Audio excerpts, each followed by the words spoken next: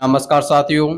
Chandigarh high court भर्ती 2026 के लिए हम कंटिन्यू इंटरव्यू क्लासेज देखते आ रहे थे।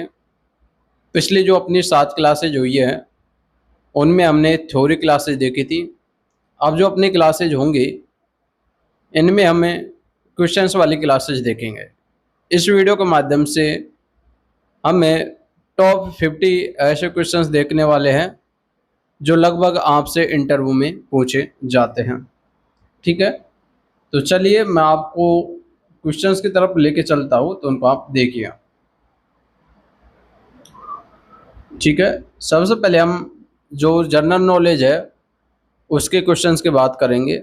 ठीक है, क्योंकि आप सभी को पता है इंटरव्यू आपका 50 नंबर का होगा, जिसमें 25 तो आपके पोस्ट से रिलेटेड क्वेश्चंस होंगे और 25 पे जो है वो आपके बेसिक नॉलेज के आधार पर होंगे।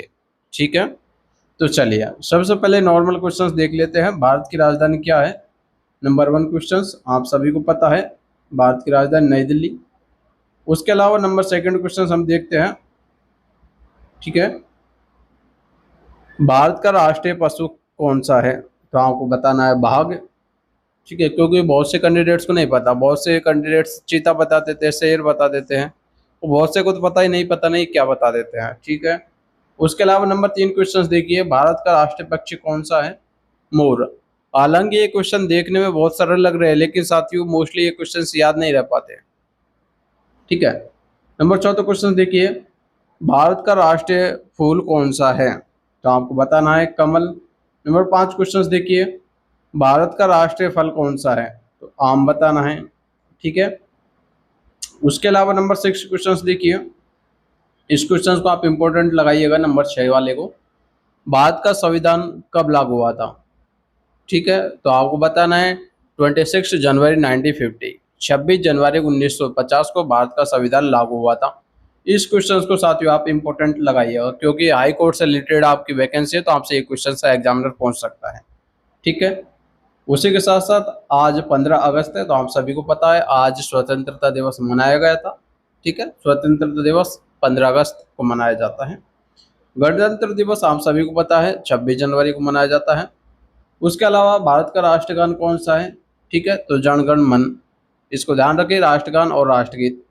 राष्ट्रगीत पूछे तो आपको बताना है वंदे मातरम, और राष्ट्रगान पूछे तो आपको बताना है जन गण मन। ठीक है, उसके अलावा नंबर 11 क्वेश्चन देखिए, पंजाब एवं हरियाणा हाई कोर्ट कहाँ स्थित है? तो आपको बताना है चंडीगढ़। ठीक है, चलिए उसके अलावा नंबर 12 क्वेश्चन देखिए, पंजाब एवं हरियाणा हाई कोर्ट किन राज्यों से संबंधित है? तो आपको बताना है पंजाब, हरियाणा और केंद्र शासित प्रदेश चंडीगढ़।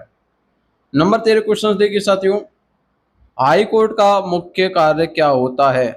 तो स्पष्ट आपको करना है न्यायिक मामलों की सुनवाई और कानून की व्याख्या करना। ठीक है, उसके अलावा नंबर 14 क्वेश्चन देखिए, भारत में कितने राज्य है? ठीक है, आपको नहीं पता होगा। ठीक है, तो शायद आप ध्यान रखिए 28। उसके अलावा भारत में कितने केंद्र शासित प्रदेश है? तो आपको बताना है 8। ठीक है, नंबर 16 क्वेश्चन देखिए, भारत का सर्वोच्च न्यायालय कहाँ है? तो आपको बताना है नई दिल्ली। नंबर 17 क्वेश्चन देखिए, भारतीय संविधान का संरक्षक किसे माना जाता है? तो आपको बताना है सर्वोच्च न्यायालय। अगले क्वेश्चन देखिए, नंबर 18 क्वेश्चन देखिए साथियों, चंडीगढ़ किस प्रकार का क्षेत्र है? तो आपको बताना है केंद्र शासित प्रदेश। नंबर 19 क्वेश्चन देखिए, भारतीय मुद्रा क्या है? तो भारतीय मुद्रा रुपया है, आप सभी को पता है। नंबर 20 क्वेश्चन देखिए, राष्ट्रीय ध्वज में कितने रंग है? तो आपको बताना तीन रंग। ठीक है, 3 कलर्स इन इंडियन फ्लैग। सबसे पहले आपको बताना है केसरिया, उसके अलावा व्हाइट एंड ग्रीन। ठीक है, चलिए आगे और क्वेश्चंस की तरफ चलते हैं। साथियों आपको जो ये क्वेश्चंस के पेज है, ठीक है, ये आप हमारे व्हाट्सएप ग्रुप में देखने को मिल जाएगा। वहाँ से आप जो है कि इनको सीधा देख सकते हो और इनका प्रिंट भी निकलवा सकते हो। व्हाट्सएप ग्रुप का लिंक आपको डिस्क्रिप्शन बॉक्स में देखने को मिलेगा, जहाँ जाकर आप ज्वाइन कर सकते हो। ठीक है, चलिए नंबर 21 क्वेश्चन देखिए। चलिए 21 देखिए, सफाई का सबसे महत्वपूर्ण उद्देश्य क्या है? अब यहाँ पर सफाई सेवक के जो है कि क्वेश्चन चल रहे हैं, यानी सफाई सेवक का सबसे महत्वपूर्ण उद्देश्य क्या है? आप सभी को पता है, स्वच्छता बनाए रखना और बीमारियों से बचाव करना। नंबर 22 क्वेश्चन देखिए, कूड़े को कहाँ डालना चाहिए? आप सभी को पता है, निर्धारित कूड़ेदान में। हालांकि सिंपल क्वेश्चन है, कुछ क्वेश्चन हार्ड है, कुछ सिंपल है, ठीक है। तो ऐसे ही क्वेश्चन आपसे एग्जामिनर पूछते हैं। उसके अलावा देखिए, गीले कचरे का उदाहरण क्या है? तो आप सभी को बता देना है, भोजन के अवशेष, सब्जियों के छिलके। नंबर 24 क्वेश्चन है, सूखे कचरे का उदाहरण क्या है? तो आपको बताना है, प्लास्टिक, कागज एंड कार्डबोर्ड, ठीक है। सूखे कचरे में आप कुछ भी बता सकते हो। उसके अलावा 25 क्वेश्चन देखिए, गीले और सूखे कचरे को अलग क्यों करना चाहिए? तो आपको बताना है, उचित निपटान और रिसाइकलिंग के लिए, ठीक है। रिसाइकलिंग आप सभी को पता है क्या होता है, दोबारा उसको यूज ले लेना, पुरानी वस्तुओं को रिसाइकलिंग करके दोबारा उसको उपयोग करना, या आप रिसाइकलिंग बोल सकते हो, ठीक है। 26 क्वेश्चन देखिए, सफाई करते समय दस्ताने क्यों पहनना चाहिए? तो आपको पता है, हाथों को गंदगी और संक्रमण से बचाने के लिए। 27 क्वेश्चन देखिए, सफाई के दौरान मास्क क्यों उपयोगी है? आप सभी को पता है, धूल और हानिकारक कणों से बचाव के लिए। 28 देखिए, फर्श की सफाई के लिए सामान्य क्या प्रयोग किया जाता है? तो आप सभी को पता है, पोछा, पानी, उपयुक्त क्लिनिक एजेंट।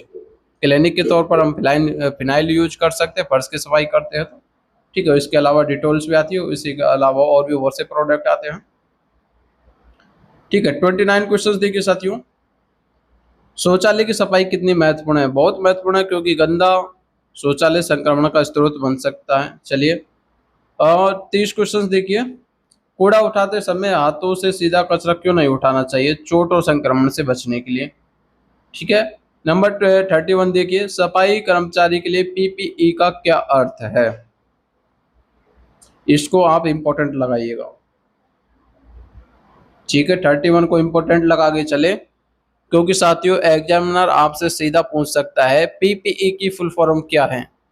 तो आपको बता देना है, पर्सनल प्रोटेक्टिव इक्विपमेंट, ठीक है। पर्सनल प्रोटेक्टिव इक्विपमेंट, ये आपको बता देना है, यानी व्यक्तिगत सुरक्षा उपकरण। हिंदी में आप ये नाम लिख सकते हो, यदि इंग्लिश में आपको याद नहीं रहता, ठीक है। हिंदी वाला ये नाम याद रखिए, और इंग्लिश वाला जो है कि पर्सनल प्रोटेक्टिव इक्विपमेंट, इसको आप ध्यान रखेंगे। उसके अलावा 32 क्वेश्चंस देखिए, यदि सफाई करते समय टूटा हुआ कांच मिले तो क्या करेंगे? तो आपको बताना है, सावधानी से सुरक्षा उपकरण की सहायता से उठाकर निर्धारित स्थान पर रखेंगे, ठीक है। उसके अलावा नंबर 33 क्वेश्चन देखिए, सफाई के बाद हाथ धोना क्यों जरूरी है? आप सभी को पता है, संक्रमण और कीटाणु से बचने के लिए, ठीक है। नंबर 34 क्वेश्चन देखिए, सार्वजनिक स्थान पर कूड़ा दिखाई दे तो क्या करना चाहिए? उसे उचित तरीके से उठाकर निर्धारित कूड़ेदान में डालना चाहिए, ठीक है। अगला क्वेश्चन देखिए, नंबर 35, ये देखिए, हाँ, नंबर 35 क्वेश्चन देखिए साथियों, हाई कोर्ट परिसर में सफाई सेवक को सबसे ज्यादा किस बात का ध्यान रखना चाहिए? तो यहाँ पर सबसे पहले स्वच्छता, उसके अलावा अनुशासन या डिसिप्लिन, समय का पालन और कार्यालय की गरिमा, ठीक है। ये क्वेश्चंस को आप इंपोर्टेंट लगाइएगा। हालांकि देखने में सिंपल है, लेकिन एग्जामिनर आपसे ऐसा ही क्वेश्चन पूछ सकते हैं, ठीक है। उसके अलावा चलिए नेक्स्ट और देखते हैं। हाँ, नेक्स्ट अब हम माली के क्वेश्चंस देखने वाले हैं, माली का जो आपका इंटरव्यू होगा, ठीक है। चलिए, 36 क्वेश्चंस देखिए। क्वेश्चन है, पौधों को पानी देने का मुख्य उद्देश्य क्या है? तो आपको पता होना चाहिए, पौधों की आवश्यकता जल, जो है कि पौधों की आवश्यक जल आवश्यकता पूरी करना, ठीक है। चलिए, 37 क्वेश्चंस की तरफ हम देख लेते हैं। पौधे के लिए सूर्य का प्रकाश क्यों जरूरी है? इंपोर्टेंट लगाइएगा, 37 इंपोर्टेंट लगाइएगा साथियों। आप सभी को पता है, प्रकाश संश्लेषण के लिए, ठीक है, यानी फोटोसिंथेसिस के लिए जो है कि सूर्य का प्रकाश, सनलाइट इंपॉर्टेंट है, ठीक है। उसके अलावा देखिए नंबर 38 है ना, प्रकाश संश्लेषण क्या है, यानी फोटोसिंथेसिस क्या है? फोटोसिंथेसिस क्या है, इसके बारे में आपको बताना है। पौधों द्वारा प्रकाश की सहायता से भोजन बनाने की प्रक्रिया को हम प्रकाश संश्लेषण कहते हैं। उसके अलावा 39 क्वेश्चन देखिए, पौधों की कटाई छटाई को क्या कहते हैं। इंपॉर्टेंट लगाइएगा साथियों, इस क्वेश्चन को भी हमने पहले भी इसके बारे में चर्चा की है और फिर से हम आपको बता रहे हैं। पौधों की कटाई छटाई को क्या कहते हैं, तो आपको बताना है प्रूनिंग। ठीक है, पौधों की कटाई छटाई को प्रूनिंग कहते हैं। उसके अलावा 40 क्वेश्चन की तरफ हम देखते हैं। 40 क्वेश्चन को देखिए, है ना।